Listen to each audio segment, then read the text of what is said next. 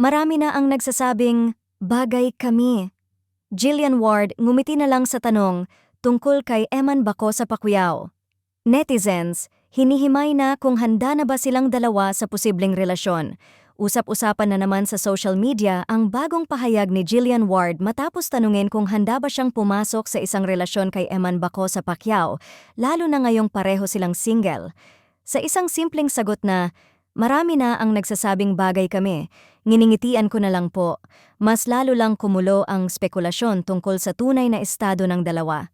Sa gitna ng lumalakas na bulong-bulungan, hindi maikakaila na may something sa pagitan ng dalawang young stars.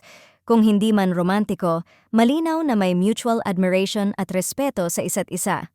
Ayon sa mga netizens, hindi na raw nakapagtataka kung bakit madalas silang i-ship. Pareho silang promising, good-looking, at may natural na chemistry kahit wala pang official project. Agad namang nag-react ang online community, karamihan supportive at excited. Sabi ng ilang fans, wala namang masama, bata pa sila, parehong single, at ang gwapo't ganda nila tingnan together. May ilan ding naniniwalang kung sakaling maging sila man o maging love team muna, siguradong papatok ang tandem dahil parehong wholesome, talented, at may strong presence on screen.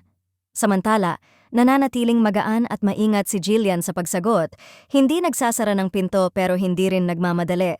Para sa marami, ang ganitong klaseng sagot ay pahopya pero exciting, lalo pat ilang ulit nang nahuhuli si Eman sa mga pahayag na tila may espesyal na paghanga sa aktres.